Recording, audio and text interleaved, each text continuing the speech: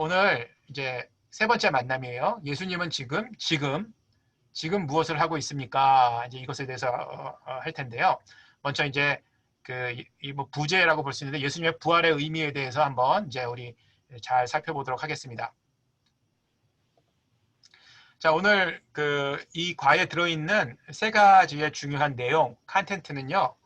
그리스도의 죽음과 부활의 의미, 그렇죠? 근데 이제 사실 이 죽음에 대해서는 지난 시간에 우리가 좀 공부를 했어요, 그렇죠? 근데 오늘은 이 부활의 의미, 부활에 대해서 좀 더 집중적으로 이제 공부를 하게 됩니다. 자, 그 다음에 과연 이 부활이 그러면 진짜 사실이었는가?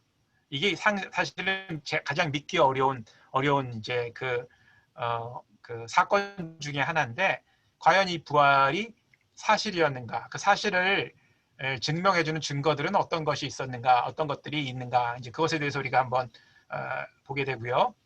그다음에 예수님이 부활하시고 나서 40일간 이 땅에 계시다가 승천하셨죠. 그렇죠? 하나님께로 올라가셨는데 그 승천이라는 게 과연 어떤 의미를 가지고 있는가? 그리고 예수님께서 승천하신 후에는 어떤 일을 하고 있는가? 어떤 일을 하고 계시는가? 이것에 대해서 우리가 살펴보겠고요. 그 다음에 마지막, 저는 이게 가장 중요하다고 생각하는데 예수님의 부활이 우리에게 주는 실제적인 삶의 의미가 무엇인가? 다시 말해서 이걸 한자로 줄여서 부활신앙이 과연 어떤 것인가? 그리고 어떻게 우리는 부활신앙으로 살아가야 될 것인가? 이 부분에 대해서 함께 나누면서 우리가 이제 앞으로 만나게 될 동반자에게도 부활신앙이 무엇이고 어떻게 부활신앙으로 살아갈 것을 도전할 것인가? 이 부분에 대해서 나누도록 하겠습니다. 자, 우리 세 번째 학습의 목표는요. 우리 한번 같이 읽어볼까요? 1번은요. 우리 남자분들 한번 같이 읽어주시기 바랍니다. 첫 번째 목표. 부활신앙이 시작. 부활신앙이 실제 생활 속에서 기쁨과 능력의 원천을 확인한다. 오케이. 자, 그 부활신앙이 여러분들 살아가면서 실제의 어떤 기쁨과 능력의 원천이 되십니까? 네. 네, 할렐루야. 아멘. 예, 좋습니다. 확실합니다. 예, 이거 굉장히 중요해요. 예, 두 번째, 우리 자매님들 한번 같이 읽어보겠습니다. 시작. 지금 살아서 다스리고 역사하시는 예수님의 실체를 경험한다. 자, 경험하고 계십니까? 예수님께서 나를 다스리시고 나의 삶을 이끌어 가시고 인도하신다는 사실을 경험하시면서 살고 계십니까? 네. 네, 아멘. 예, 이거 굉장히 중요합니다. 이것도요. 예, 그래서 사실은 이 첫 번째 목표, 두 번째 목표가 이 세상에서 우리가 부활신앙으로 살아가는데 꼭 필요한 것이에요. 부활신앙으로 살아간다면 우리 삶 속에 기쁨과 능력이 생긴다는 것이에요. 그것이 이제 부활신앙이 우리에게 가져가야 주는 어드밴티지고요. 그 다음에 이 부활신앙으로 또 살아간다는 것은 종국적으로 예수님께서 내 안에서 내 삶을 다스리시고 인도하신다라는 그런 의미예요. 그래서 이 두 가지를 우리가 꼭 잊지 않고 기억하셔야 됩니다. 자, 다음 보겠습니다. 자, 첫 번째. 예수는 자기가 죽은 후에 어떤 일이 일어날 것이라고 말했습니까? 이거 했다는 얘기죠. 예언했다는 얘기. 예. 보면 부활 전에는 3일 만에 부활할 것이다 라고 예수님께서 이야기를 하셨죠. 마태복음 16장 21절에 이제 나와 있는데 제가 드린 질문 중에 성경에 예수님께서 부활하실 것이라는 것에 대한 증거 이런 것들을 한번 좀 적어보십시오라고 이렇게 제가 질문을 드렸잖아요. 예, 어떤 것들이 있는지 한번 좀 같이 나눠볼까요? 예, 예수님께서 물론 예수님께서 친히 나는 부활할 것이다라고 이야기를 하셨죠. 3일 만에. 그런데 그거 말고도 예수님께서 부활할 것이라는 것을 보여줬던 예표들, 그렇죠? 예언이라고도 얘기할 수 있고요. 어떤 것들이 있을까요? 잠깐 나눠볼까요? 예.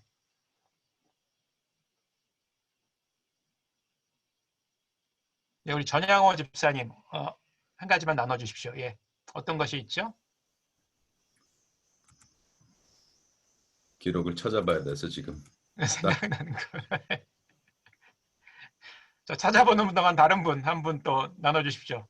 구약과 신약에 예수님의 그 부활의 그 증거를 예표하는 것, 예시하는 것들이 어떤 것이 있나요? 예.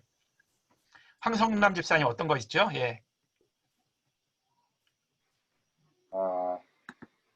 저는 신약에는 워낙 많긴 한데 그 질문에서 신약에 대해서는 제가 안 적었는데 구약에는 그 예표 중에 구약 그 성경뿐만 아니라 요나의 이야기나 요셉의 스토리, 그다음에 아브라함과 이삭을 그 제단에 올리는 그런 것들이 모든 게 예표되어 있었고 그 죽음과 부활을 볼 수 있는 거고 그 구절은 제가 찾은 것 중에 그 이사야서 53장 11절에 보면 가라사대 그의 자신의 영혼에 수고한 것을 보고 만족히 여길 것이라. 나의 의로운 종이 자식으로 많은 사람을 의롭게 하며 또 그들의 죄악을 친히 담당하리라. 그래서 명확하게 예수님의 죽음과 또 그 예수님이 하나님의 아들인 것을 이렇게 예표하고 있습니다. 오케이, 좋습니다. 아주 잘 말씀해 주셨고요. 다시 우리 백투 정영호 집사님으로 가서 혹시 다른 거 우리 황 집사님이 얘기하신 거 말고 다른 거 찾으신 거 있으세요? 예.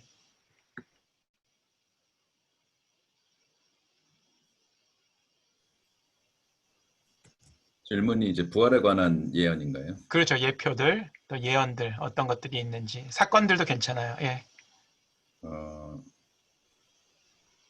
워낙 예언이 구약에 엄청 많은데 그 중에서 부활은 시편 16장 10절에 이는 내 영혼을 음부에 버리지 아니하시며 주의 거룩한 자로 썩지 않게 하실 것임이니이다. 그걸 성취하는 그 말씀은 사도행전 2장 31절 미리 보는 고로 그리스도의 부활하심을 말하되 저가 음부에 버림이 되지 않고 육신이 썩음을 당하지 아니하시더라 하더니 이 예수를 하나님이 살리신지라 우리가 다 이 일의 증인이로다. 네, 오케이. 말씀을 잘 찾아주셨습니다. 예. 자, 그렇다면 이제 요거 하고 또 한 가지 질문 드릴게요. 좋습니다. 감사하고요. 자, 그 다음에 예수님께서는요, 부활 후에 그 땅의 권세를, 하늘과 땅의 권세를 받으실 것이라고 이야기를 했죠. 그렇죠? 마태복음 뭐 28장 18절에서 20절까지는 우리가 잘 알고 있는 말씀인데, 예수님께서 하늘과 땅의 모든 권세를 받는다라는 것은 무엇을 의미하시는 걸까요? 부활 후에 내가 하늘과 땅의 모든 권세를 아버지께 다 받았다. 이게 무슨 의미를 가지고 있는 표현일까요?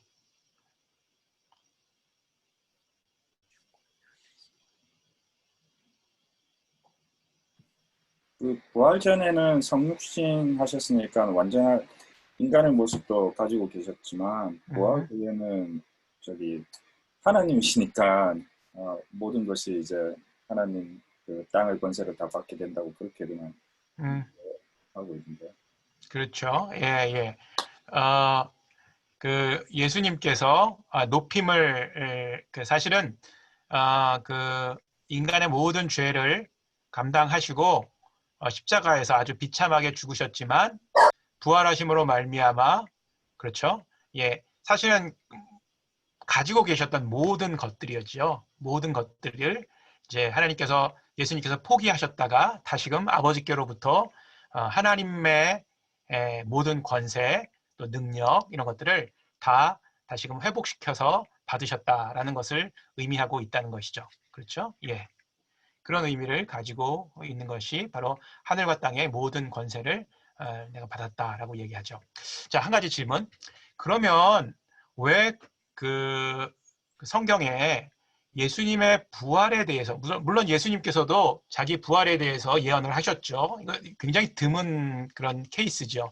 세계의 어떤 종교의 어떤 창시자나 지도자들도 내가 다시 죽고서 부활할 것이다 이렇게 자신 있게 얘기했던 사람이 없어요. 그렇죠? 예. 왜냐하면 자신이 없기 때문에 그러는 거죠.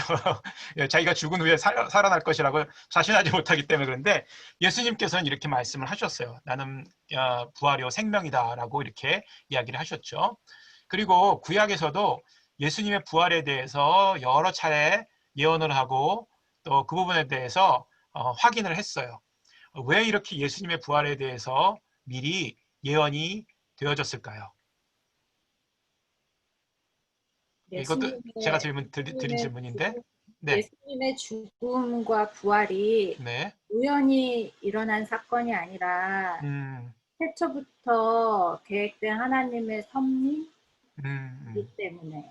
그렇죠. 예, 맞습니다. 예수님의 부활이 어쩌다가 얼떨결에 일어난 사건이 아니라는 것이죠. 그렇죠? 하나님께서 이미 준비하셨고 또 그 준비하신 대로 성취하셨다는 것을 이야기하죠. 네. 혹시 또 다른 분들은 어떻게 생각하시나요? 예. 근데 사실은 예수님의 부활만이 예언된 것은 아니었었죠. 그렇죠? 예, 예수님의 태어나심에 대해서도 예언이 되었고 오심에 대해서도 이야기했고 우리가 첫 시간에 배웠던 미가서 5장 2절에 보면 예수님께서 어디에 나실 것이라는 그 사실조차 그렇죠, 예언이 되었었죠. 예, 이런 것들이 모두 예수님이 그냥 얼떨결에 오신 것이 아니라 하나님의 계획하심을 통해서 구원의 계획에 따라서 그 구원의 계획을 성취하는 그런 모습을 보여주고 계신다라는 것을 성경에서 보여주고 있는 것이죠. 그렇죠? 예. 오케이. 자, 혹시 질문 있으십니까? 예수님의 부활에 대해서. 예, 예수님께서 부활에 대해서 본인 자신도 얘기했고, 예, 장원범 지사님, 예. 예, 저도 이제 목사님께 질문을 드리긴 드렸는데요. 네네. 이제 신약은 뭐 예수님께서도 말씀하셨고 증인도 있고 그래서 이제 부활에 대한 것은 아주 명확하게 나와 있다고 생각합니다. 근데 구약은 뭐 딱 부러지게 예수님 뭐 나심 뭐 그런 건 있는 것 같은데 돌아가셨다가 다시 부활하셨다는 것은 좀 애매모호한 것 같아요. 애매모호한 것 같고요. 첫째. 두 번째, 이제 또 시편에 보면 인터넷 찾아보면 시편에도 이제 그런 부분이 부활의 이제 근거라고 하는데 시편은 기본적으로 어떤 찬양, 찬송 어떤 그런 내용 아닙니까? 애언서라기보다는. 그래서 시편 내용을 근거로 삼는 것은 조금 그것도 좀 애매하지 않느냐 이제 그런 생각을 좀 저는 해봤습니다. 네네 예. 우리 아까 그 전양호 집사님이 시편에 있는 말씀을 통해서 그 이제 확인을 한번 해주셨죠. 예. 사실은 뭐 시편에만 나와 있는 것은 아니고 구약 성경 전반에 걸쳐서 그 예수님의 죽으심과 부활에 대한 그런 암시적인 내용의 글들이 그 말씀들이 많이 있죠. 그러니까 이제 그게 구약에서부터 이제 예수님의 부활과 이 땅의 오심과 또 죽으심과 고난받으시고 죽으시고 살아나신 것이 이미 이제 구약시대 때부터 예언되어져 있다는 사실. 그러니까 아까 얘기했던 것처럼 하나님의 섭리 가운데 이루어진 것이다라는 것을 이제 보여주신 거고요. 물론 이제 맞아요. 그 장 집사님 말씀하신 것처럼 시편이 좀 시가서라서 어떤 예언적인 요소보다는 그런 어떤 하나님을 찬양하고 하나님을 예배하고 또 하나님을 이렇게 높이는 그런 이제 이야기가 나와 있는데요. 예수님께서 이런 얘기를 하셨어요. 나에 대한 얘기가 어디에 나와 있다고 이야기하죠? 율법서와 시가서와 역사서. 그러니까 온 구약에 대한 모든 이야기가 누구에 대한 이야기다? 나에 대한 이야기다라는 것을 이제 말씀하신 적이 있거든요. 그런 의미에서 본다면 시편도 그 중에 일부로 포함이 된다는 것이죠. 예, 그러니까 유독 시편에서만 나와 있다기보다는 구약 전반에 걸쳐서 예수님에 대한 이야기가 나와 있다라는 것이죠. 그래서 이제 구약, 신약 이렇게 이야기하잖아요. 그게 무슨 뜻인가요? 신약. 구약이란 것은 무슨 의미죠? 이 약이라는 게 무슨 의미입니까? 약속이죠. 그렇죠? 약속이죠, 약속. 네. 무엇에 대한 약속이죠? 하나님의 약속. 예, 하나님의 예수님 약속인데. 오기 전에 약속. 그렇죠. 오시고 나서의 바뀐 어, 약속. 그렇죠. 오실 그러니까, 예수님. 예, 그러니까 그 약속이라는 게 어떤 약속이냐면 그러니까 메시아가 올 것이라는 것에 대한 약속이잖아요. 그렇죠? 예, 그래서 예수님이 오실 것이라는 것에 대한 약속에서 구약이 된 거고, 신약은 뭐예요? 오신 예수님에 대한, 또 예수님께서 주신 약속에 대한 말씀들. 그래서 신약이 된 거죠. 그러니까 결국은 이 구약과 신약이 모두 예수님에 대한 이야기, 예수님에 대한 약속이다. 이제 이렇게 이야기할 수가 있겠죠. 예. 그리고 예, 백지혜 집사님, 예. 네, 아니 저도 지금 장 지사님이랑 되게 똑같은 생각을 했었어요. 제가 인터넷 부활에 대한 그 예언적인 구절을 좀 찾아보니까 자꾸 시편으로만 가더라고요. 그래서 불러주셨던 시편 16장 시편 16장 10절이랑 49장 15절이 여러 군데 많이 나와 있었는데 말씀하신 대로 혹시 제가 참고하고 싶어서 그러는데 정확한 구절이 있나요? 시편 아닌? 창세기 3장. 예, 말씀하세요. 창세기 예. 3장 15절 말씀. 호세? 그다음에 창세기요. 창세기 3장. 그다음에 이사야 53장. 그렇죠. 예.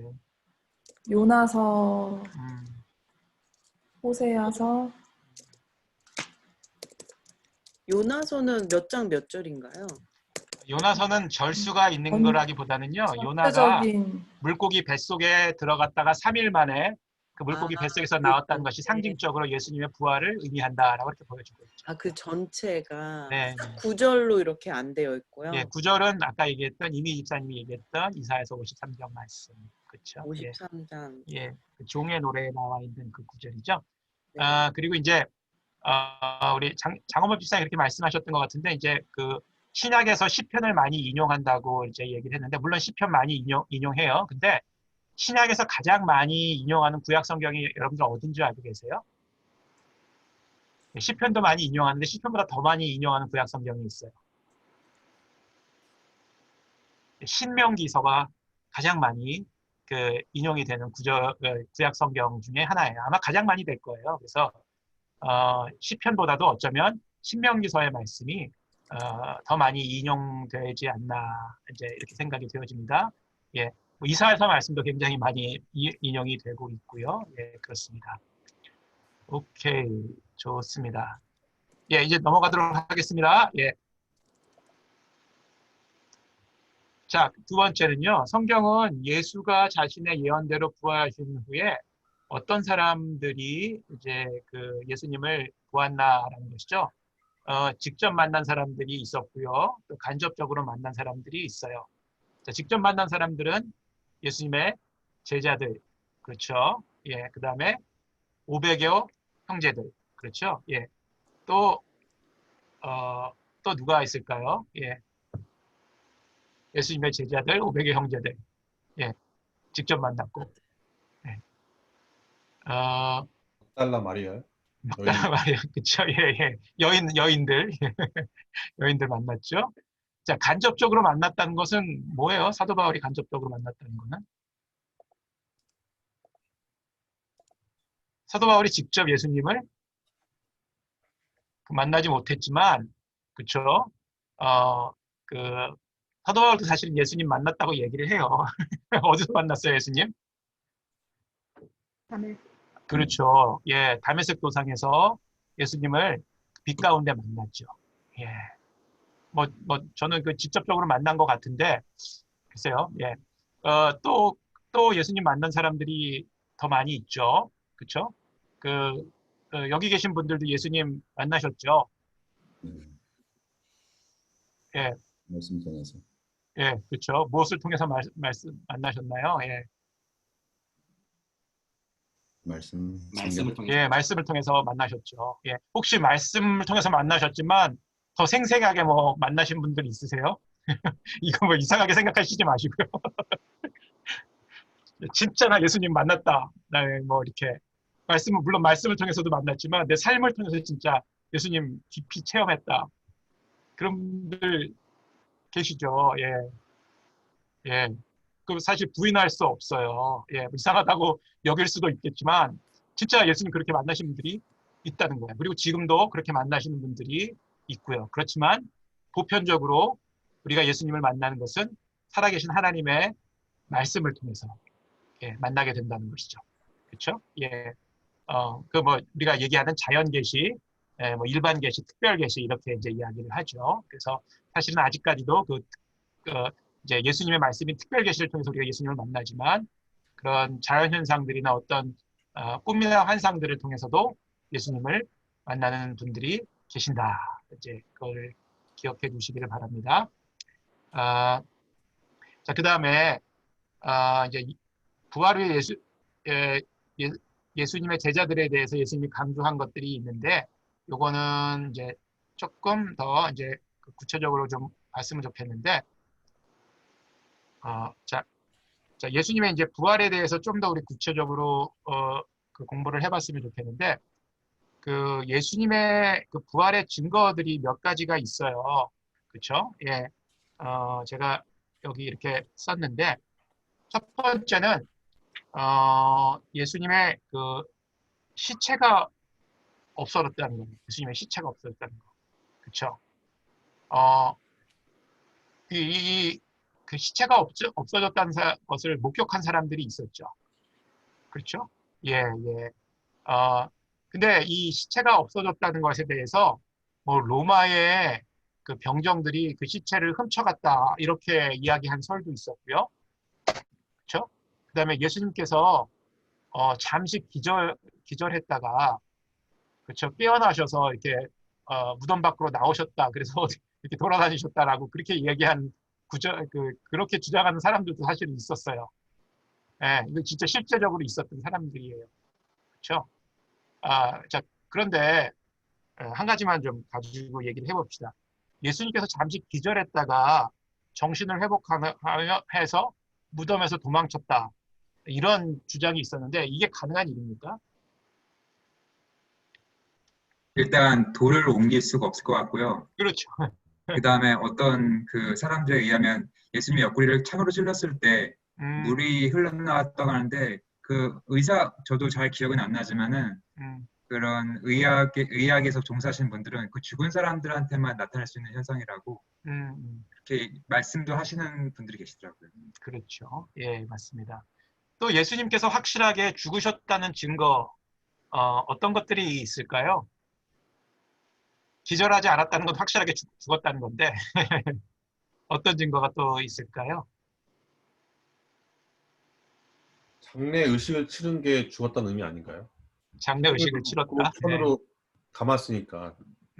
오케이. 천으로 감았다. 예, 맞아요. 그렇죠. 아까 우리 맞아. 유람 집사님도 이제 그 창으로 찔렀을 때 그 이렇게 일어났던 현상에 대해서 이야기를 하셨죠. 예. 또 뭐가 있을까요? 예.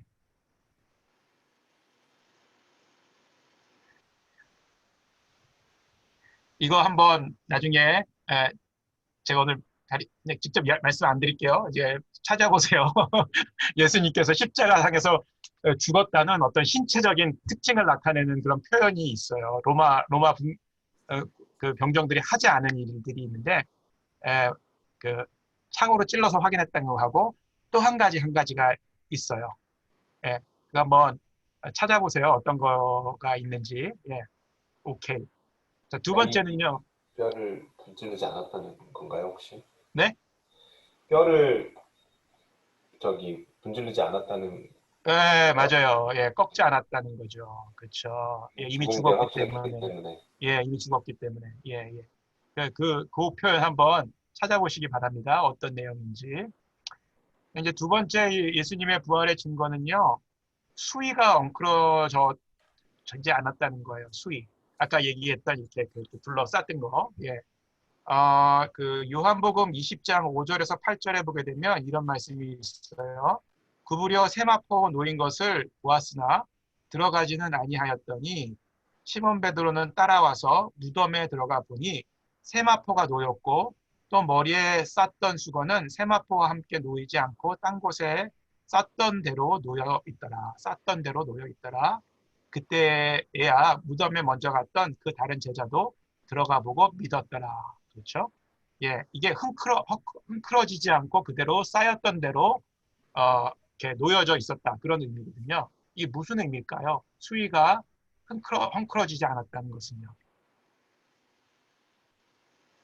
수위가 헝클어지지 않았다는 것은 몸 자체가 이렇게 움직여지지 않고 그대로 부활한 것을 의미하는 거예요. 그렇죠. 예. 그 자체가 어떻게 뭐 무빙하고 있는 게 아니고. 예. 만약에 예수님이 기절을 했다가 깨어났다면 그 수위를 풀었을 때, 그렇죠. 이게 그 수위가 막 풀려났기 때문에 수위가 그대로 쌓이지 않았을 거예요.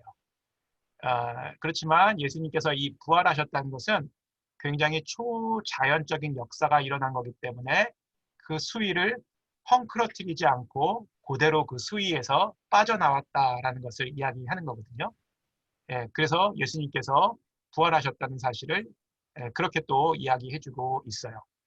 목사님, 네. 그러시면 네. 그 당시에 예수님은 옷을 안 입으셨겠네요. 그렇죠. 그냥 농담입니다. 예. 예, 아마 뭐 글쎄요, 예, 어떻게 하고 다녔을지 궁금하긴 하는데 아무튼 수위를 푸는 적이 없다 이렇게 얘기하고 있습니다. 관찰력이 아주 뛰어나십니다. 예. 자, 그 다음에는요, 이제 부활 후에 사람들에게 나타나셨다는 것이죠. 예, 아까 몇 명에게 나타났다고 했죠? 제자들에게 나타나시고, 그 다음에 500여 형제들에게 나타나셨다라고 이야기를 하고 있죠. 예. 그런데 이제 그런 질문을 하셨어요. 그 엠마오로 가는 제자들에게도 예수님께서 나타나셨는데 그들이 예수님을 제대로 알아보지를 못했어요. 그리고 제자들도 예수님께서 나타나셨을 때 예수님을 제대로 알아보지 못했거든요. 왜 그랬을까요? 예. 혹시 그것에 대해서 생각해 보신 적이 있으세요? 당연히 예수님 돌아가셨으니까 예수님이라고 생각 안 하셨겠죠. 닮은 분이라고 생각했겠죠. 그렇죠. 예. 죽었던 사람이 다시 살아났다는 것 자체를 믿을 수 없었기 때문에 샤킹했기 때문에 처음에 알아보지 못했을 것이다. 예. 예, 좋습니다. 또 다른 이유가 있었을까요? 부활 후에 나타나시는 예수님의 그 모습은 우리가 생각하는 인간이 생각하는 그 육체적인 그 피규어가 아니고 다른 부활 후에 우리 육체적인 모습과 다른 모습이라 그렇게 이야기하더라고요.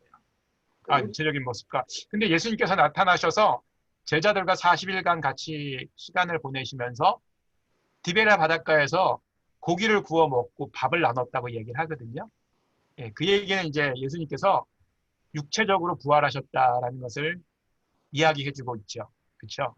그리고 시체가 없어졌다는 것도 역시 예수님의 육체의 부활을 의미한다고 볼 수가 있거든요. 그렇죠? 예, 그래서 물론 예수님의 그 모습이 다를 수는 있겠지만 그 육체에 부활하지 않은 상태에서 영만 동동동동 떠다녔다라는 것은 잘못 그것을 이해한 거죠. 그렇죠? 예. 어떤 분이 이렇게 질문을 했어요. 특별히 엠마오로 가는 제자들이 왜 예수님을 못 알아봤냐라고 이야기를 했었거든요. 자, 엠마오로 가는 제자들 어디에 나오나요? 누가복음 24장 13절. 네, 누가복음으로 우리 한번 가보겠습니다.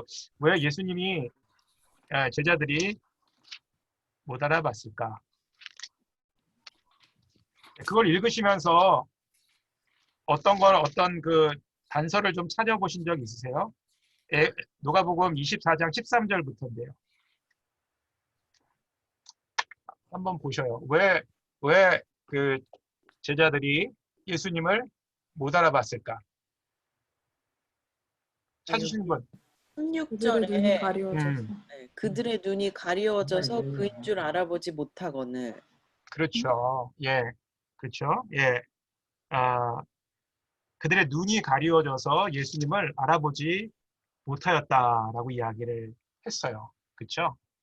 무슨 이유로 예수님께서 그들의 눈을 가리셨는지, 그렇죠? 그 이유는 정확하게 모르겠어요. 그렇지만 그들이 예수님을 알아볼 수 없었던 것은 그들의 어떻게 보면 마음이 이미 어떤 두려움에 쌓여 있거나 또 예수님이 떠났다는 것에 대한 자포자기한 마음 때문에 그들의 마음의 눈이 가려져 있지 않았을까, 이렇게 한번 추측은 해볼 수 있을 것 같아요. 그렇지만 그들이 예수님을 확실하게 알아볼 수 없었던 이유는 예수님을 볼 수 있는 눈이 가리워져 있었다는 것이죠. 그렇죠? 충분히 그럴 수 있어요. 우리도 그렇죠. 예수님의 음성을 못 듣고 또 예수님의 인도하심을 못 볼 때가 있잖아요. 그렇죠? 그렇죠? 바울도 눈 가림을 당했었죠. 담에서 도상에서 예수님을 만나서, 그렇죠? 보지 못했다가 다시 그 눈의 비닐이 벗겨져서 다시 보게 되는 그런 역사들이 일어났죠. 그렇죠? 아마 특별한 이유에서 예수님께서 그들의 눈을 가리시지 않았나, 이렇게 생각이 되어집니다. 네 번째는요, 제자들의 삶이 변화되는 거예요. 예수님의 부활을 경험하고 나서 제자들이 삶이 변했는데 제일 많이 변한 사람이 누굴까요? 베드로? 베드로, 그렇죠. 또 한 사람 있죠. 예수님 만나고 나서 진짜 변해된 사람, 베드로뿐만이 아니라 바울도 변했죠. 예수님을 만나고 나서. 그러니까 이 부활의 능력이 얼마나 크다는 것을 이제 볼 수 있다는 거예요. 베드로는 예수님을 3번 부인하고 도망쳤던 사람인데 예수님의 부활을 경험하고 나서 정말 신실한 그런 예수님의 제자로, 사도로 순교를 하게 됐고요. 바울 역시 예수님을 핍박하던, 그리스도인을 핍박하던 사람인데 예수님의 부활의 능력에 사로잡혀서 부활하신 예수님을 만나고 나서 변화된 삶을 살았죠. 또 한 사람이 있는데 누구를 꼽을 수 있을까요? 의심 많은 도마. 도마도 삶이 변했다는 것을 볼 수가 있죠. 전승에 의하면 도마가 인도까지 복음을 전하러 가서 인도에서 순교했다는 그런 얘기도 있어요. 그렇죠. 자, 5번째는요, 그리스도의 교회가 설립되었다라는 것이에요. 이 사실은 이 교회가 예수님의 부활의 능력으로 인해서, 그렇죠, 설립이 됐고 부흥했고 지금까지, 그렇죠, 그 생명력을 유지하고 있다는 것이에요. 그렇죠. 예수님의 교회가 지금까지 이어져 오고 있다는 것. 그 다음에 그 유대의 역사가들, 로마의 역사가들도 예수님의 부활에 대해서 증언을 하는, 또 기록을 남긴 그런 부분들이 있다는 거예요. 우리가 지난 시간에도 얘기했던 유대의 역사학자 요세푸스 같은 사람, 이런 사람들도 예수님의 부활에 대해서 그의 책에서 그 유대의 역사, 뭐 유대 전쟁사 이런 데서 Antiquities of the Jews, 뭐 유대의 역사라고 얘기를 하는데 예수님의 부활에 대해서 이제 이야기를 한 것을 볼 수가 있고요. 또 그 로마 토마스 아놀드라는 사람, 로마의 역사학자인데 이 사람도 이제 예수님의 부활에 대해서 이렇게 그의 책에 남겨놓은 것을 볼 수가 있어요. 이런 이제 그 역사학자들이 그 기록을, 그 부활의 증거를 이야기했다고 볼 수가 있죠. 이런 것들을 통해서 우리가 부활을 볼 수가 있고요. 자, 그 다음에 이제 이 부분인데 예수님께서 부활 후에 제자들에게 강조했던 것이 뭐냐면요, 사도행전 2장 32절하고 사도행전 4장 33절의 말씀인데 이 예수를 하나님이 살리신지라 우리가 다 이 일에 뭐다? 증인이다. 그렇죠? 부활의 증인으로 살 것을 예수님께서 제자들에게 당부하셨다는 것이에요. 그렇죠? 또 사도들이 큰 권능으로 주 예수의 부활을 뭐하니? 증언하니. 그렇죠? 그 무리가 큰 은혜를 받았더라. 이렇게죠. 그러니까 예수님께서 제자들뿐만이 아니고 우리들에게도 그 당부하신 것이 뭐냐면요, 이 부활의 증인으로 살 것을 그렇죠? 당부하고 계신 거예요. 왜 이렇게 예수님께서 이 부활에 굉장히 목숨을 거셨을까요? 그리고 왜 제자들에게 부활에 대해서 확실하게 증거하라라고 당부를 하셨을까요? 누가 얘기해 주실 수 있으세요? 물론 부활이 중요했기 때문에 그랬겠죠. 근데 왜 중요하냐 이거예요. 왜 이렇게 예수님께서 부활의 증인으로 살라고 신신당부를 하셨을까요? 예수님이 우리를 부활하신 목적은 우리의 우리를 죄로 구속하고 우리에게 새 생명을 주신 것인데 새 생명을 제대로 우리가 우리에게 준 그 새 생명 안에서 우리가 그 부활의 그 말씀처럼 우리가 제대로 살라는 그 의미입니다. 오케이. 좋습니다. 혹시 또 다른 분? 우리가 여기 살면서 예수님을 따르고 살면은 우리도 나중에 죽은 후에 예수님처럼 부활을 할 거라는 그 증거를 보여주시기 위해서. 그렇죠. 예, 좋습니다. 한 번만 더. 예. 왜 이렇게 기독교에서 부활이 중요할까요? 예. 저는 그 부활하시지 않고 그냥 죽으신단 말은 저한테는 그냥 하나님이 아닐 수 있는 그런 열쇠는 거라서요. 그냥 저희가 믿고 있는 게 과연 하나님이신지 인간을 믿는지를 확실히 구분해 주는 게 부활인 것 같아요. 예, 굉장히 중요한 말씀 하셨습니다. 예. 부활이 증명한 것은 뭐냐면요. 예수님이 바로 하나님이라는 사실을 증명을 해준 거예요. 그렇죠? 그래서 우리가 믿는 하나님이 생명을 창조하시고 그 생명을 우리에게 주신 하나님, 바로 예수님이 하나님이라는 사실, 그것을 이야기해주고 있는 거죠. 예, 그렇죠? 자, 여기 한번 볼게요. 부활 후 예수는 어떤 존재라고 선언하시고 사도 바울은 예수가 어떤 분이라고 선언했는가, 그렇죠? 이 부분은 아까 우리가 했죠. 하늘과 땅의 모든 권세를 다시금 받으신 하나님이시다라는 것을 증명을 했고, 요거 그 바울의 선언이 어떤 건지 한번 우리 찾아볼까요? 로마서 1장 4절 말씀. 예. 예, 누가 한번 읽어주세요. 예. 제가 읽겠습니다. 네. 성결의 영으로는 죽은 자들 가운데서 부활하사 능력으로 하나님의 아들로 선포되셨으니 곧 우리 주 예수 그리스도시니라. 네, 그렇죠. 예. 이 말씀 굉장히 중요해요. 예. 그래서 우리가 그거 꼭 기억하고, 사실은 이 부활을 통해서, 그렇죠? 예. 하나님께서 예수님을 이 땅에 보내신 이유, 그리고 예수님이 어떤 분이시라는 사실, 그리고 우리가 예수님을 믿을 때 어떤 삶을 살아가게 될 것이라는 사실을 정말 이야기해주고 있는 거예요. 보세요. 예수님께서 요한복음 10장 10절에서 뭐라고 말씀하셨나요? 내가 온 것은 양으로 뭐를 하게 하고 생명을 얻게 하고 더 풍성히 얻게 하려 하심이라 라고 이야기를 했죠. 예, 그 생명. 그렇죠? 그 생명을 주실 수 있는 게 뭐예요? 예, 생명을 주실 수 있는 그 증거가 바로 부활하셨다는 거예요. 이 부활이라는 것은 죽음을 이기고, 그렇죠? 다시금 살아나셨다는 것이죠. 그러니까 그 영원한 생명을, 그렇죠? 예수님께서 소유하고 계신 하나님이시라는 것을 보여주고 있다는 것이죠. 그리고 우리도 그 생명을 예수님께로부터 받고 우리도 예수님과 함께 부활하여 영원토록 살 수 있다는 사실을 보여주고 있는 것이 바로 부활이라는 것이죠. 그러니까 결국은 부활할 수 있다는 것은 죽음이 더 이상 우리를 붙잡아 두지 못한다는 것이에요. 그렇죠. 예. 그러니까 죽음의 공포로부터, 죽음의 두려움으로부터 해방되고 그것을 극복했다는 사실을 예수님이 보여주신 것이고, 우리도 그 죽음이 더 이상 우리를 올가매지 못하고 억압하지 못한다는 것을 보여주고 있다는 것이죠. 그래서 이 부활이 중요하다는 것이에요. 그렇죠? 오케이. 혹시 더 부활에 대해서 궁금하신 점, 또 아니면 나누고 싶으신 점 있으세요? 예수님의 부활?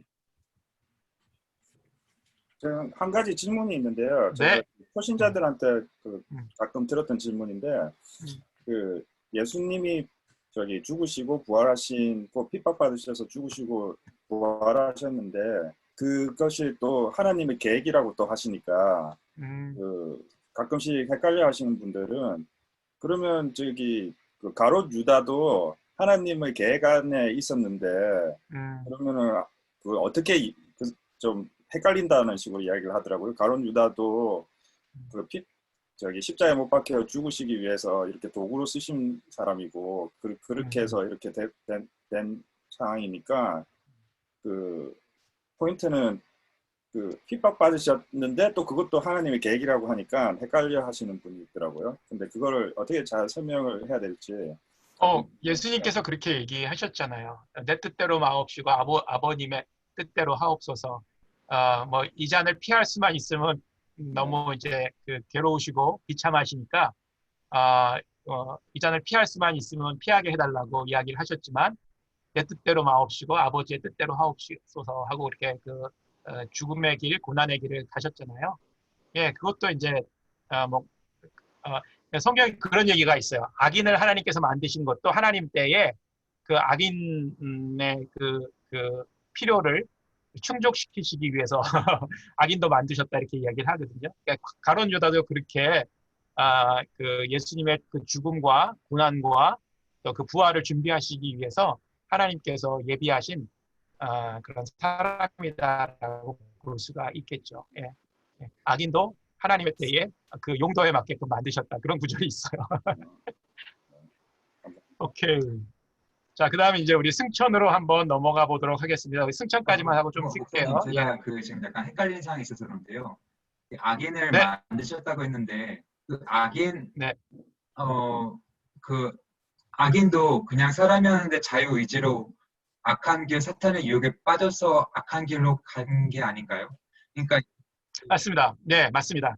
엄밀하게 얘기한다면 악인을 만드셨다기보다 그 악인된 사람들을 멸망하지 않고 하나님께서 놔두셨다고 이렇게 표현하는 게 맞는 것 같아요. 예. 왜냐하면 그 사람도 그때가 어느 때인지 모르겠지만 그때가 필요하기 때문에 그렇죠. 그것을 하나님께서 허락하셨다라고 볼 수가 있겠죠. 예. 그 표현이 오히려 더 예, 맞다고 볼 수가 있겠네요. 예. 오케이, 좋습니다. 그 다음 이제 승천에 대해서 한번 보겠습니다. 부활 후에 예수님께서 이제 하늘로 올리워 가셨죠. 예, 그렇죠. 요한복음 14장 12절 예언대로 올라가셨다고 했는데 하늘로 올라가셨는데 거에는 그렇죠. 두 가지 잠깐만요. 죄송합니다. 제 강의한 잠깐만 볼게요. 예. 예. 우리 사도행전 말씀을 먼저 한번 잠깐 볼게요. 사도행전 1장 9절부터 11절까지 말씀을 누가 한번 좀 같이 좀 읽어보면 좋을 것 같습니다. 사도행전 1장 9절부터 11절까지 말씀 누가 찾으셨으면 한번 좀 읽어주시겠어요? 예. 이 말씀을 마치시고 그들이 보는데 올려져 가시니 구름이 그를 가리어 보이지 않게 되더라. 올라가실 때 제자들이 자세히 하늘을 쳐다보고 있는데 흰옷 입은 두 사람이 그들 곁에 서서 이르되 갈릴리 사람들아 어찌하여 서서 하늘을 쳐다보느냐 너희 가운데서 하늘로 올려드신 이 예수는 하늘로 가신 본 그대로 오시리라 하였느니라. 그렇죠. 예. 이게 이제 예수님의 마지막 그 지상에서의 장면이고 또 그 제자들이 예수님을 보는 가운데서 하늘로 올라가셨다라고 이야기를 하고 있거든요. 그렇죠? 꿈에서 올라간 것도 아니고 환상 가운데 올라간 것도 아니고 그렇죠? 제자들이 직접 보는 가운데 예수님께서 어센딩 됐다라고 이야기를 하시죠. 그렇죠? 이 부활이 그 실체적인 것이었듯이 이 승천도 실질적인 어떻게 표현해야 할지 모르겠네요. 예, 그냥 이게 꿈이 아니라는 거죠. 실체적인 것이라는 것을 이제 이 성경을 통해서 이야기를 했다는 것이죠. 제자들이 보는 가운데서 올라가셨는데 한 가지 더 중요한 게 있어요. 올라가신 그대로 어떻게 하신다? 다시 이 땅에 오신다라고 약속을 하셨다는 것이죠. 그렇죠? 예. 그럼 어떻게 될까요? 올라가신 대로 그대로 내려오시니까 예수님이 다시 오실 때 제 생각에는요. 올라가신 대로 가셨기 때문에 그대로 내려오셨기 때문에 아마도 우리가 쉽게 내려오시는 예수님을 볼 수 있지 않을까 그렇게 생각이 됩니다. 예수님의 오심을 봤던 제자들처럼 예수님께서 다시 오심을 우리도 쉽게 볼 수 있지 않을까 이런 생각을 해봅니다. 예. 그래서 제 생각에는요. 어느 누구도 예수님의 다시 오심을 부인하지 못할 것 같아요. 분명히 그날은 모든 사람이 하나님이신 예수님께서 다시 오셨구나. This is the end. 이게 마지막이라구나. 라는 것을 확연하게 알 것이라고 저는 생각이 듭니다. 그렇죠? 근데 그때는 아무도 모르죠. 예. 예, 장 집사님. 네, 목사님. 예수님은 그 당시에 하늘로 가셨잖아요. 하늘로 가셨죠. 예. 네. 지금 상황에서 해석을 하면 하늘이 아니겠죠. 더 정확하게 얘기한다면 하나님 아버지가 계신 곳으로 가셨다 이렇게 보는 게 맞겠죠. 하나님 아버지가 첫 번째, 두 번째는 예. 이제 가실 때 가셨는데 오실 때는 이제 목사님 말씀대로 이제 누구나 다 아는 모습으로 오실 거라고 생각하지만 만약에 가셨던 대로 그대로 오면 이거 말도 안 통할 거고 이게 얼굴도 우리가 생각하는 예수님의 얼굴도 아닐 건데 제자들과 40일간 같이 시간을 보내셨잖아요. 같이 먹으시고 또 예수님께서 40일 동안 하신 일이 있어요. 무슨 일 하시는지 여러분들 그 사도행전에 나와 있는데 무슨 일 하셨는지 혹시 확인하실 수 있나요? 예수님께서 하신 일? 사도행전 한번 봐보세요.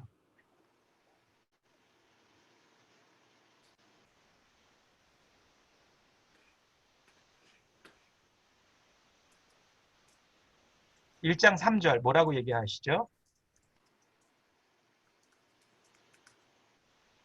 1장 3절 누가 읽어보시겠어요? 예. 예.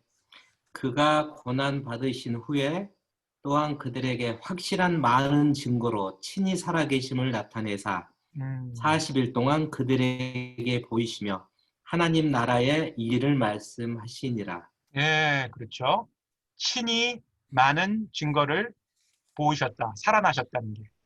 근데 이 살아나셨다는 거는 그냥 영만 살아난 것이 아니고 육체가 살아났다는 증거를 친히 보이셨다는 거예요. 그렇죠? 도마에게 보이셨던 증거. 그렇죠? 예, 제자들에게 나타나셨던 증거. 엠마오로 가는 제자들에게 보이셨던 그 증거. 그 다음에 갈릴리 바닷가에서 먹고 그렇죠? 마시던 그 증거. 그렇죠? 결국은 40일간을 제자들과 육체를 가진 예수님께서 같이 생활을 하시면서 하나님 나라에 대한 일을 가르치셨다는 거예요. 그리고 나서 40일 지나고 나서 감람산에서 그 모습 그대로 하늘로 올라가셨다는 거예요. 그리고 그 모습 그대로 다시 오신다는 것이죠. 그렇죠. 어찌 얘기한다면 지상에 계셨던 그 모습대로 다시금 내려오신다 라고 이해할 수 있을 것 같습니다. 예. 물론 다른 모습으로 내려오실 수도 있겠죠. 예. 내려오실 수도 있겠죠. 그런데 아마도 모든 사람들이 예수님의 오심을 알게 하기 위해서 어떤 눈에 보이지 않는 또 우리가 이해할 수 없는 그런 모습으로는 분명히 오지 않으실 것 같아요. 그래서 이 말이 바로 그것을 증명해주고 있지 않나 저는 그렇게 생각을 합니다. 네. 오케이. 예. 그 다음은 예. 하늘로 올라가셨지만 하나님께로 정확하게 가셨다라고 이해하면 좋을 것 같습니다. 자, 그렇다면 왜 아버지 하나님께로 가셨을까요? 다시금. 정확하게 얘기한다면요.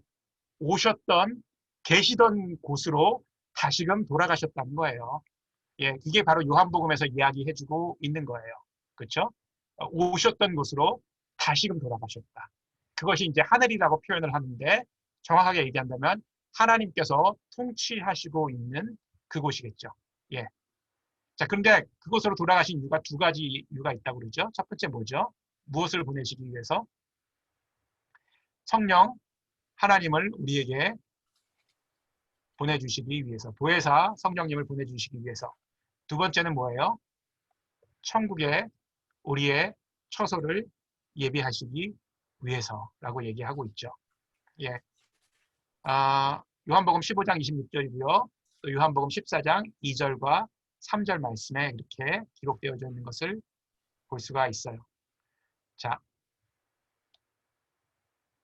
그 다음에 하늘로 가신 예수님은 성령님으로 우리 안에서 역사하신다. 이제 이렇게 이야기하고 있는데, 오늘 이 시간에 여기까지 하고요.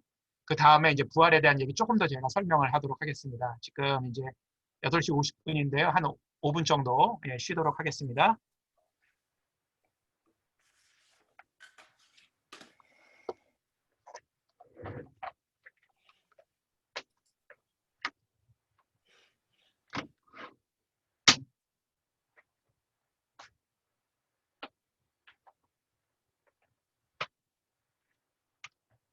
그다음에 그러면 이제 승천에 대해서 이야기를 했는데요. 이 승천이 의미하는 것을 좀 더 우리가 한번 살펴보도록 하겠습니다.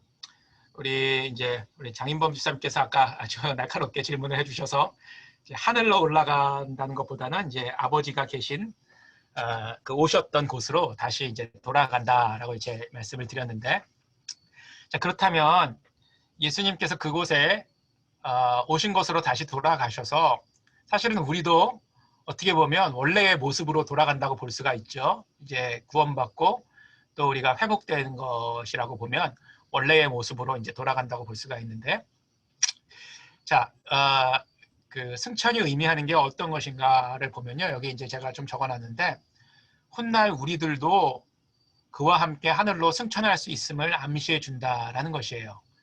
그 데살로니가전서 4장 17절 말씀 그냥 이제 적어서 한번 나중에 찾아보세요. 제가 읽어드릴게요. 데살로니가전서 4장 17절인데, 그 후에 우리 살아남은 자들도 그들과 함께 구름 속으로 끌어 올려 공중에서 주를 영접하게 하시리니 그리하여 우리가 항상 주와 함께 있으리라, 이렇게 이야기를 하죠. 그렇죠? 예. 이게 그 두 가지를 볼 수가 있는데요. 그 예수님이 다시 오시기 전에 죽었던 사람들은 우리가 공부했던 것처럼 육체는 땅에 잠시 잠들어 있다가 사도 바울의 표현에 의하면 예수님께서 다시 오실 때, 그렇죠? 그 무덤에서 살아나서 공중으로 들려 올라간다는 그런 얘기고요. 살아있던 자들은, 그때까지 죽음을 보지 않은 자들은, 그렇죠? 예, 죽지 않고 공중으로 들려 올라가서 주를 만나 그곳에서 영원토록 살 것이다, 이렇게 이야기를 하는 거예요. 그렇죠? 그 두 가지의 다른 점이 있습니다. 예, 이미 집사님. 예. 근데 그때 이순신 장군은 네. 천국에 갔나 뭐 그런 질문 했었잖아요. 예. 그래서 이제 뭐 그런 걸 섣불리 구원을 받았나 얘기하는 거는 그렇다라고 결론을 내렸는지 어떻게 되는지 잘 우리가 알고 있는 성경적인 지식으로는요, 구원받을 수 없다라고 이렇게 이제 얘기를 했었죠. 예수님을 몰랐기 때문에, 또 예수님을 영접하지 못했기 때문에, 그러니까 구주와 주님으로 영접하지 못하였기 때문에. 그래서 그거 그냥 클리어하게 하고 그렇지만 이제 그 이순신 장군이 또 세종대왕이 예수에 대해서 들어본 적이 없었고 전해준 사람이 없었기 때문에, 그렇죠? 우리가 알고 있는 지식으로는 구원받을 수 없겠지만, 또 하나님께서는 그런 사람들을 위한 특별한 방법으로 그들의 구원을 하나님께서 결정해 주실 수 있다라고 우리가 그냥 추측하는 거죠. 네. 우리 하늘에 올라가면 이제 확인할 수 있겠죠. 그렇지만 우리가 이 세상에 있는 동안에는 우리가 단정지어서 얘기할 수는 없다. 이제 그렇게만 말씀을 드렸죠. 예. 그래서 어떤 분이 뭐 이게 글을 쓰신 것 같은데요. 그래서 만약에 그런 질문이 나오면 우리는 알 수 없다라고 이렇게 답이 그게 아마 정확할 거라고 어떤 분이 얘기를 하시더라고요. 우리는 알 수 없다. 단 판단의 주체는 하나님이시기 때문에 그렇죠. 하나님의 권한에 속한 것이지 우리는 알 수 없다. 이게 정답이 그렇죠. 아닐까라고 누가 말씀하시더라고요. 예. 근데 이제 한 가지 단서가 있는 구절이 있기는 해요. 혹시 그 어느 구절인지 여러분들 알고 계시나요? 그런 이제 질문에 대해서 성경적인 레퍼런스를 줄 수 있는 그런 구절이 있기는 해요. 어딜까요?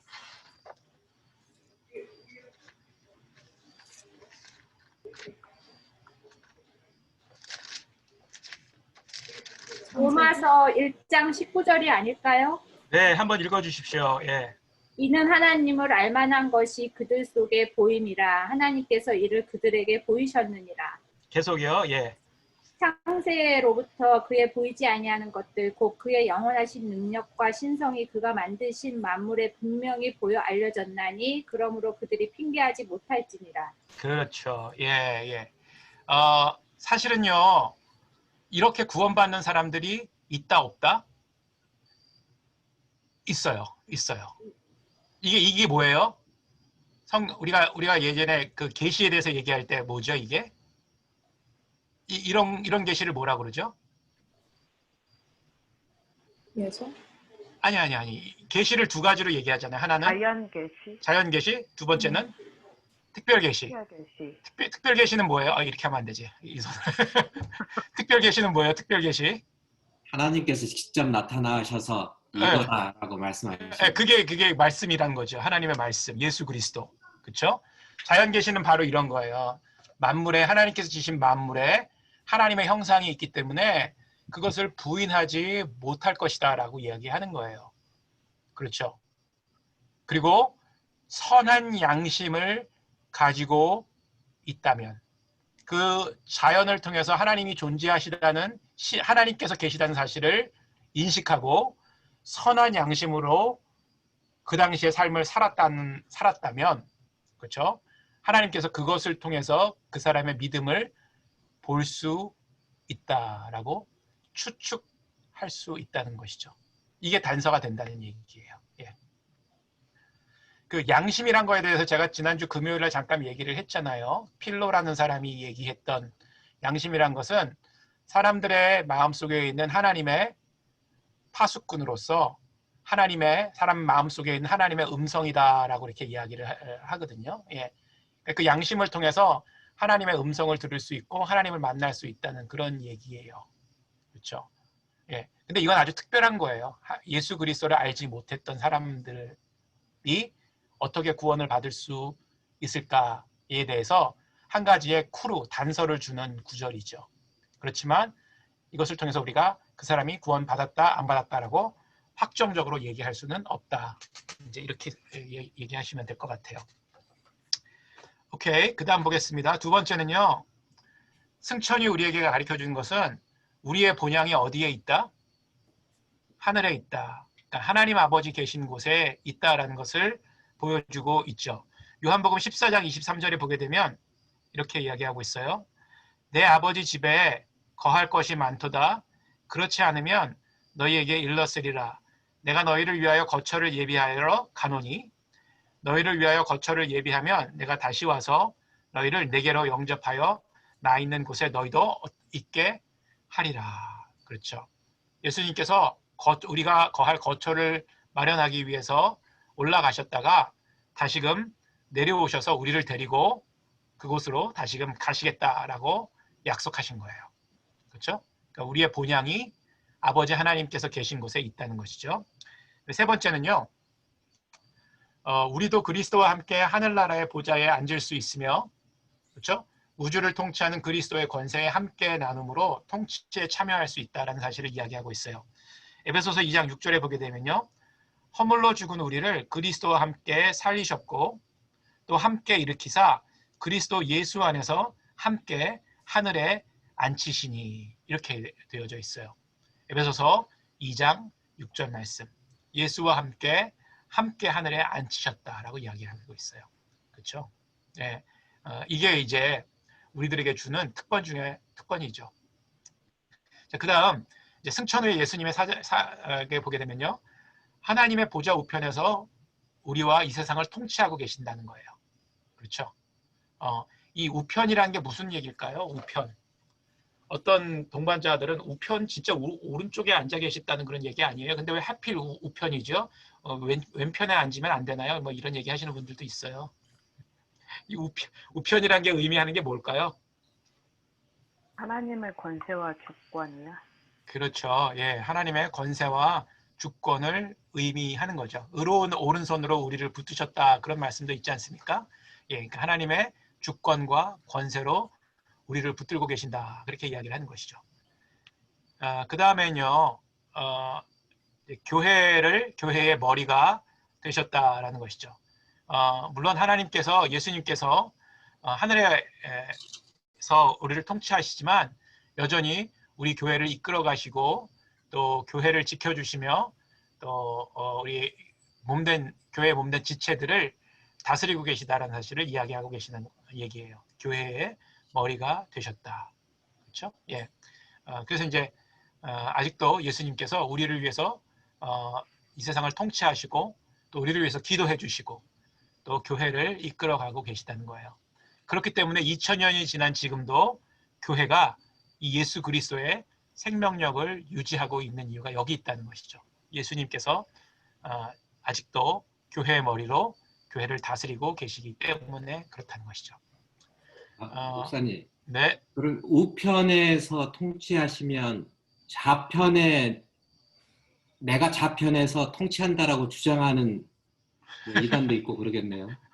그게 모르겠어요. 좌편에서 통치한다는 거는 저도 잘 모르겠고, 예. 그 우편이라는 것은 상징적인 의미예요. 하나님의 권세와 영광이 동일하게 예수님께서 주어져서 그렇게 역사하고 계시다는 사실을 이야기하고 있는 것입니다. 예.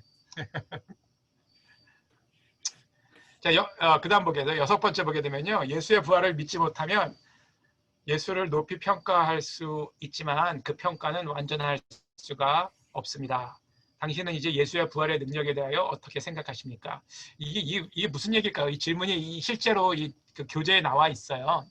그렇죠? 예, 교재 보시면 나와 있는데 이 질문 한번 좀 누가 좀 패러프라이즈, 그러니까 설명해 주실 수 있으세요? 예수의 부활을 믿지 못하면서 예수를 높이 평가할 수가 있다. 이게 무슨 얘기일까요? 그러나 평가는 완전할 수 없다. 잘은 모르겠지만 아이들 위인전 이 세트를 보면 항상 예수 그리스도 그 책이 들어있어요. 그래서 저는 그걸 못 읽게 했는데 그러니까 그런 인간적인 성인의 느낌으로 높이 평가할 수 있지만 우리가 믿는 하나님으로서 완전하게 설명할 수 없다, 뭐 이런 말이 아닐까라고 생각합니다. 네, 맞습니다. 빙고입니다. 그렇습니다. 예. 예수님은 단순히 어떤 성인 중에 한 사람이나 선한 일을 많이 한 사람이나 아주 뛰어난 그런 가르침을 가르친 선생님이 아니시라는 거예요. 예, 물론 예수님의 가르침이나 예수님의 어떤 그 행하심은 그런 사람들을 뛰어넘는 가르침, 완벽한 어떤 그 이론, 뭐 도덕률 이런 것들을 주셨지만 그 정도로 끝나실 분이 아니라는 거예요. 바로 하나님이라는 사실을 이야기한다는 것이죠. 근데 그 하나님이라는 사실을 증명하는 것이 무엇이다? 부활이다. 그 얘기를 하는 거예요. 부활이다. 그래서 이 부활이라는 것은 하나님의 권세를 가지고 계시다는 것을 이야기하는 거고요. 우주 만물의 주관자이시고 하나님이시니까 정사와 권세와 능력의 주관자이시고요. 또 교회의 머리이시고 그다음에 뭐 이 세상에 가장 뛰어난 이름이다. 뭐 이렇게 이제 그 이야기를 하는 것이죠. 그러니까 세상을 포함한 우주 만물의 통치자이시고 또 그것을 다스리시고 이끌어 가시는 하나님이시라는 것이죠. 그렇죠? 그리고 우리는 그분의 몸인 교회를 이루는 지체들이고 또 우리 역시 예수 그리스도로 말미암아 능력 있는 삶을 살 수 있다라는 것을 이제 그 보여주고 있다라는 것이죠. 자, 정확하게 설명을 해주셨고요. 그 다음 보겠습니다.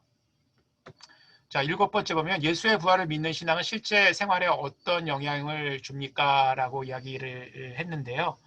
여기 보게 되면 아주 잘 표현이 되어 있어요. 우리를 의롭게 칭해 주신다는 거예요. 예수님의 부활을 통해서 우리를 의롭다 칭함을 주신다는 것이고요. 그 다음에 부활의 첫 열매. 제가 이거 숙제 내드렸죠? 이거 찾아보셨어요? 고린도전서 15장 20절 22절 말씀에 나오죠. 자, 그 다음에 또 부활이라는 것은요, 그리스도의 지배라고 얘기를 했는데, 갈라디아서 2장 20절 말씀 무슨 말씀인지 아시죠? 그렇죠? 예, 이제 그리스도 안에서 내가 죽고 나를 위해서 자기 자신을 버리신 그의 아들을 믿는 믿음 안에서 사는 것이다 라는 사도 바울의 시당 고백. 또 부활의 믿음은 새 생명을 가지고 옛사람은 죽고 새 사람이 되어서 산다는 그런 의미이고요. 또 부활의 능력으로 살아간다는 건데, 우리 빌립보서 3장 10절에서 11절 말씀 누가 한번 찾아서 읽어주시겠어요?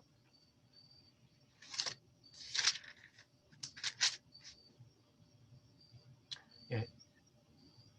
빌립보서 3장 10절에서 12절까지. 예. 제가 읽겠습니다. 네. 내가 그리스도와 그 부활의 권능과 그 고난에 참여함을 알고자 하여 그의 죽으심을 본받아 어떻게 해서든지 죽은 자 가운데서 부활에 이르려 하노니. 12절도요? 예. 내가 이미 얻었다 함도 아니요 온전히 이루었다 함도 아니라 오직 내가 그리스도 예수께 잡힌 바 된 그것을 잡으려고 달려가노라. 예, 그렇죠. 이 부활의 능력은요, 어렵고 힘든 이 세상 삶 가운데서 우리가 하나님의 아들로 또 그리스도인으로 또 복음 증거자로 살아갈 수 있는 힘을 준다라고 이야기를 하고 있어요. 그렇죠. 우리가 이 고난, 고통 많고 이 어지러운 세상 속에서 우리가 믿음을 지키고 살아갈 수 있는 것은 부활의 능력이라고 이야기할 수가 있겠죠. 우리가 알다시피 그 로마의 카타콤 알고 계시죠? 예, 그 카타콤에서 살았던 사람들이 그 고백하면서 믿음을 지킬 수 있었던 게 주는 그리스도시요 살아계신 하나님의 아들이시니다라는 그 믿음의 고백, 그걸 가지고 그 카타콤에서 뭐 60년, 80년 뭐 이렇게 그 안에서 뭐 아기도 낳고 또 뭐 가족도 그 안에서 같이 살면서 그 로마의 황제들의 박해로부터 믿음을 지키면서 살았다고 이렇게 이야기를 하죠. 그게 바로 부활의 능력을 믿고 또 그것을 가지고 살았기 때문에 가능했다라고 이렇게 볼 수가 있겠죠. 그래서 이 부활의 능력을 가진 자만이 이 어려운 또 힘든 세상에서 믿음으로 승리할 수 있다라는 것을 이야기해주고 있다는 것이죠. 그것이 바로 이제 그 부활의 신앙으로 사는 것이다 이렇게 볼 수가 있고요. 또 예수 그리스도의 부활이 역사적인 사실이 아니라면 현재 예수를 믿는 사람들에게 어떤 문제가 생깁니까? 라고 이야기를 하죠. 여기 보면 고린도전서 15장 14절 19절인데 모든 것이 헛되고 믿음도 헛되고 또 죄 가운데 있게 되고 또 우리가 불쌍한 자로 여김을 받게 될 것이다 라고 이야기하고 있죠. 사실 부활이 거짓이고 헛된 것이라면 우리는 더 이상 그렇죠? 예, 어떤 소망 없는 사람들로 살아갈 수밖에 없게 되는 거죠. 그렇죠? 영원한 생명을 소유할 수도 없는 것이고 또 죽은 후에 천국을 간다는 것도 거짓말이고 그렇죠? 그것을 믿고 신앙생활을 하는 우리 그리스도인들도 다 믿음이 없는 또 거짓을 쫓아가는 그런 사람들에 불과할 수밖에 없다라는 것을 이야기해주고 있다는 것이죠. 그렇죠? 예. 자, 뭐 이건데요. 마지막 슬라이드인데 이거 우리가 했던 겁니다. 그래서 굳이 뭐 다시 다루지 않아도 될 것 같습니다. 자, 그 다음에 이제 보면요. 자, 이제 우리가 여러분들이 나누었던